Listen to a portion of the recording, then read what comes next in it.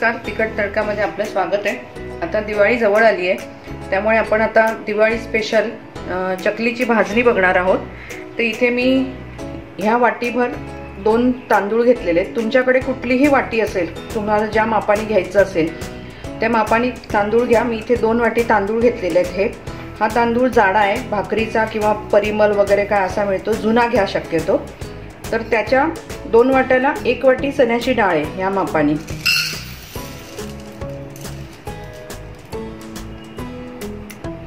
त्याच्या अर्धी, याच्या अर्धी उडदाची डाळ आहे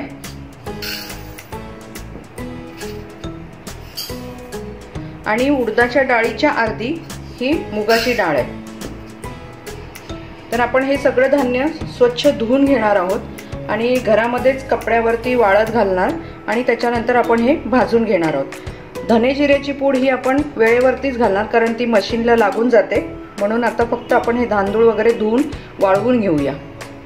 आता आपण ही भाजणी धुवून घेतली होती डाळ तांदूळ, तर आता आपण एक एक करून भाजून घेऊया। इथे मी चण्याची डाळ भाजायला टाकली आहे, तर आपण ही मंद ह्याच्यावरती भाजून घेऊया।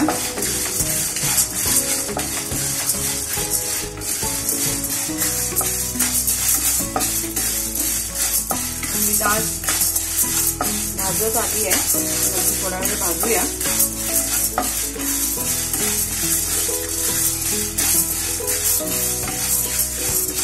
इथे आपली चण्याची डाळ म्हणजे हरभऱ्याची डाळ भाजून झाली आहे। आपण आता हे काढून घेऊया।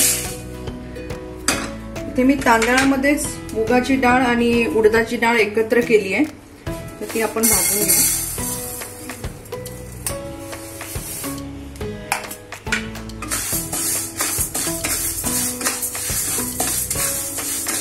हिला पण आपल्याला छान मंद ह्याच्यावर मंद गॅसवरती भाजून घ्यायचंय।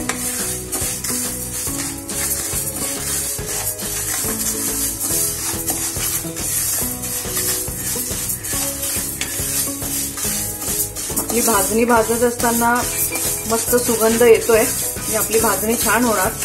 तुम्ही याच्यावर गिरणीत दळायला देताना धने आणि जिरे शक्यतो देऊ नका, कारण ते गिरणीमध्ये पूर्ण त्याचा वास निघून जातो। जेव्हा आपण चकली करतो त्याच वेळेला पिठामध्ये जर आपण टाकलं धने जिऱ्याची पूड, तर ती छान त्याला वास येतो चकलीला।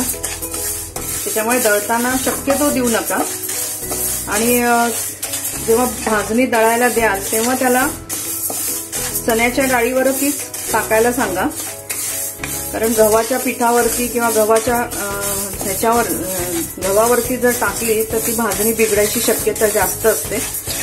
शक्यतो त्याच्याच बरोबर आपलं स्वतःचं हरभऱ्याची डाळ दळायला घेऊन जा, म्हणजे एका बरोबर दुसरं पण तुमचं पीठ दळून मिळेल तुम्हाला आणि भाजणी पण तुमची चांगली राहील। आपण आता हे आपलं डाळ तांदूळ अर्धे भाजून झालेले आहेत, आपण हे काढून घेऊया। उरलेले आहेत ते भाजून घेऊ। हे पण आपल्याला अगदी मंद ह्याच्यावरती भाजायचं, थोडा वेळ लागतो, पण भाजणी आपली एकदम छान होते।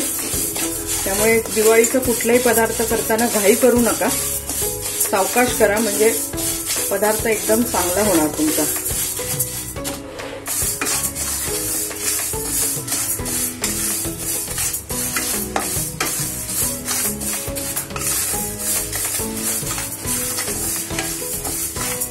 आपली भाजणी भाजून झालेली आहे।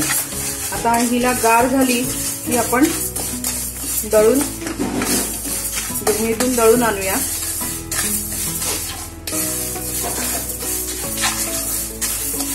इथे आपली चकलीची भाजणी भाजून तयार झालेली आहे।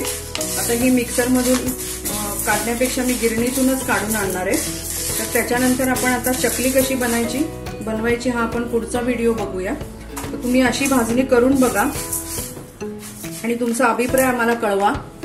तसंच चॅनलला लाईक करा, शेअर करा, सबस्क्राईब करा।